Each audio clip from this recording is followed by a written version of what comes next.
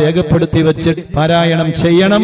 ഇൻഷാ അല്ലാഹ് മദനിയത്തിൽ നമുക്ക് സൂറത്തുൽ ഹജ്ജ് പാരായണം ചെയ്യണം. എല്ലാവരും നമ്മുടെ കൂടെ ഉണ്ടാകണം.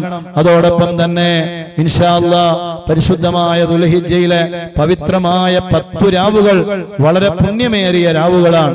വൽ ഫജ്രി വലയാലിൻ അശ്ർ 10 രാവുകളെ കൊണ്ട് അല്ലാഹു സത്യം ചെയ്ത രാവുകൾ അത് ദുൽഹിജ്ജയിലെ 10 രാവുകളാണ് എന്ന് മഹാന്മാർ രേഖപ്പെടുത്തി വെച്ചതായി കാണാം. അതുകൊണ്ട് തന്നെ ആ 10 രാവുകൾ വളരെ പുണ്യമേറിയ രാവുകളാണ്. ആ രാവിന്റെ പ്രത്യേകത, ആ 10 ദിനരാത്രങ്ങളുടെ പ്രത്യേകതകൾ എന്താണ് എന്ന് ചോദിച്ചാൽ മറ്റു 10 ദിനങ്ങൾ എപ്പോഴും ഇല്ലാത്ത വളരെ പുണ്യമേറിയ വളരെ 10 ദിനരാത്രങ്ങളാണത്. കാരണം പരിശുദ്ധമായ നിസ്കാരവും പരിശുദ്ധമായ ഹജ്ജും പരിശുദ്ധമായ നോമ്പും പരിശുദ്ധമായ സക്കാത്തും എല്ലാം സംഗമിക്കുന്ന ഒരു 10 ദിനരാത്രങ്ങളാണ് ദുൽഹിജ്ജയുടെ 10 ദിവസങ്ങൾ എന്ന് പറയുന്നത്. ഒരുപക്ഷെ മറ്റു 10 ദിവസങ്ങൾ വിശുദ്ധമായ റമദാനിൽ അവിടെ ഹജ്ജില്ല, മറ്റു എല്ലാം ഉണ്ടായെന്ന് വരാം. നിസ്കാരമുണ്ട്, നോമ്പുണ്ട്, അതുപോലെ സക്കാത്തുണ്ട്. അതുപോലെ പരിശുദ്ധമായ മുഹറമിലെ 10 ദിനരാത്രങ്ങൾ അവിടെ നോമ്പുണ്ട്, അവിടെ സക്കാത്തുണ്ട്, പരിശുദ്ധമായ നിസ്കാരമുണ്ട്. അതേ സമയത്ത് ദുൽഹിജ്ജ എന്ന് പറയുന്ന പവിത്രമായ 10 ദിനരാത്രങ്ങൾ എന്ന് പറയുന്നത് അതിൽ കേവലം പരിശുദ്ധമായ ഹജ്ജും കൂടി ഉൾപ്പെടുമ്പോൾ ആ പവിത്രമായ ദിനരാത്രങ്ങൾ, അയ്യാമുത്ത തശ്രീഖ് ഉൾപ്പെടെയുള്ള ദിനരാത്രങ്ങൾ അത് പുണ്യമേറിയ വളരെ പവിത്രമായ ദിനരാത്രങ്ങളാണ്. അതുകൊണ്ട് എന്റെ പ്രിയപ്പെട്ട മുത്തുമോമിനീങ്ങളെ, മുത്തുമോമിനാത്തുകളെ, ആ 10 ദിനരാത്രങ്ങളെ നമ്മൾ ബഹുമാനിക്കണം, നമ്മൾ ആദരിക്കണം, നമ്മൾ പ്രത്യേകം കണക്കിലെടുക്കണം. ആ ദിനരാത്രങ്ങളിൽ നമ്മൾ ഹറാമുകളിലേക്ക് ഒരു കാരണവശാലും പോകാൻ പാടില്ല. മറ്റു ദിവസങ്ങളിൽ ഹറാമ് ചെയ്യാൻ പറ്റുമെന്നല്ല, മറിച്ച് ആ 10 ദിനരാത്രങ്ങളെ പ്രത്യേകമായി പരിഗണിക്കേണ്ട വിശുദ്ധമായ ദിനരാത്രങ്ങളാണ്. ഹറാമുകളിൽ നിന്ന് പൂർണ്ണമായി മാറി നിൽക്കാൻ നമുക്ക് കഴിയണം. അല്ലാഹു സുബ്ഹാനഹു വ തആല ആ ദിനരാത്രങ്ങളെ ബഹുമാനിക്കുന്ന നല്ല മുത്തഖീങ്ങളിൽ അല്ലാഹു നമ്മളെ പെടുത്തി തരട്ടെ. ആ ദിനരാത്രങ്ങളിൽ പവിത്രമായ ഒരു വിശ്വാസിയെ സംബന്ധിച്ചിടത്തോളം ഏറ്റവും പുണ്യമേറിയ ഒരു കർമ്മമാണ് ഇൻഷാ അല്ലാഹ് ദുൽഹിജ്ജ 1 മുതൽ 9 വരെ നോമ്പ് നോൽക്കൽ പ്രത്യേകം പുണ്യമാണ്. ഹാജിമാർക്ക് പരിശുദ്ധമായ അറഫയുടെ ദിവസം നോമ്പ് നോൽക്കൽ പാടില്ലാത്തതാണെന്ന കാര്യം പ്രത്യേകമായി പറയേണ്ടതില്ലല്ലോ.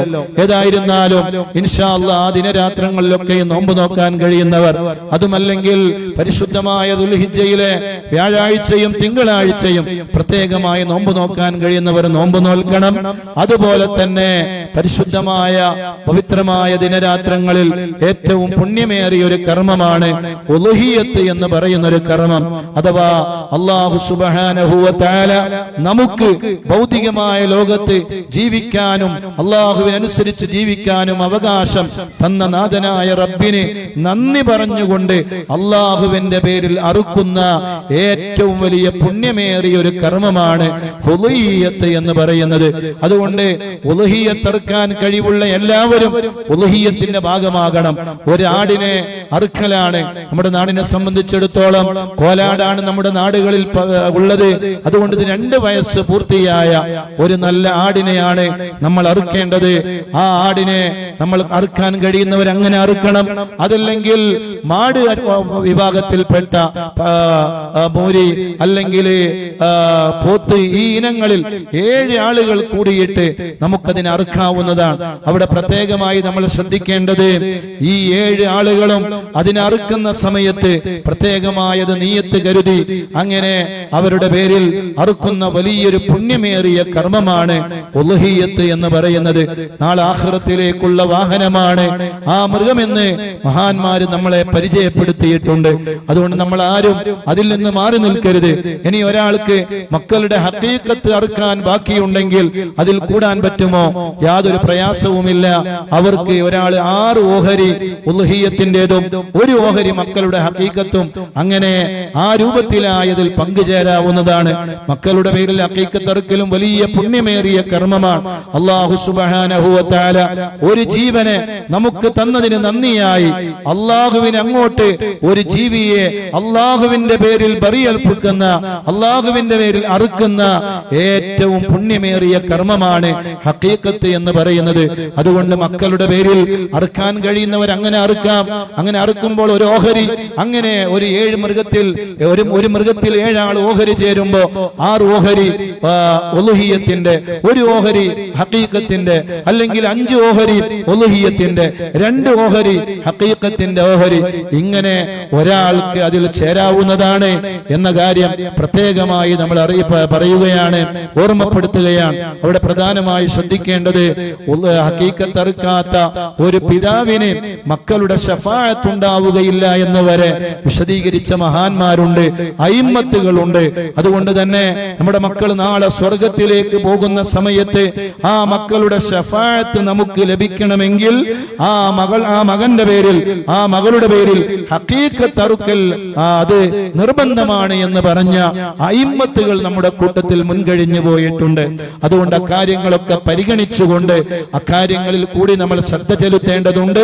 അള്ളാഹു നമുക്ക് തന്ന സമ്പത്ത് ആ നാഥനായ റബ്ബിന് ബലിയെറുക്കാനുള്ളതാണ്.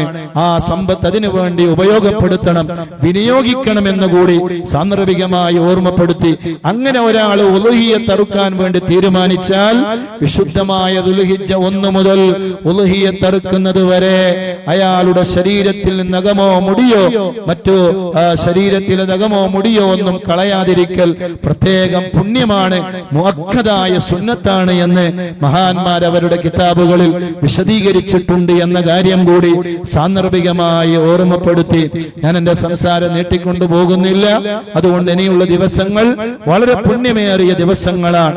നാളെ രാത്രി മഗ്രിബോടുകൂടെ ഉലുഹിയ്യത്ത് അറുക്കപ്പെടുന്ന മൃഗങ്ങൾ, അത് ഉലുഹിയ്യത്ത് അറുക്കുന്ന മൃഗം തന്നെ ആവണമെന്നില്ല, ആ വിഭാഗത്തിൽപ്പെട്ട ഏത് മൃഗമായാലും, ഒരു ആടിനെ, ഒരു പശുവിനെ, ഒരു മൂരിയെ, ഒരു പോത്തിനെ, ഒരു ഒട്ടകത്തെ നമ്മൾ കണ്ടാൽ അല്ലാഹു അക്ബർ എന്നൊരു തക്ബീർ ചൊല്ലല് പ്രത്യേകം പുണ്യമാണ് എന്ന് എല്ലാ മുത്തുമൂമിനീങ്ങളും പ്രത്യേകം ഓർത്തു വെക്കണം. ഏതായിരുന്നാലും വരുന്ന ദിനരാത്രങ്ങൾ വളരെ പുണ്യമേറിയ ദിനരാത്രങ്ങളാണ്, ആരും നഷ്ടപ്പെടുത്തരുത്. നല്ല ദിനരാത്രങ്ങളാണ്. അല്ലാഹു വേണ്ടുവോളം അതിനെ ഉപയോഗപ്പെടുത്താൻ അല്ലാഹുവേ ഞങ്ങൾക്ക് നീ തൗഫീഖ് നൽകണേ അല്ലാ. ഞങ്ങൾക്ക് നീ തൗഫീഖ് നൽകണേ അല്ലാ. ഞങ്ങൾക്ക് നീ തൗഫീഖ് നൽകണേ അല്ലാ. മറ്റു കാര്യങ്ങളെല്ലാം ഇൻഷാ അല്ലാഹ് നാളെ പറയുമെന്ന് പ്രത്യേകം ഓർമ്മപ്പെടുത്തുകയാണ്.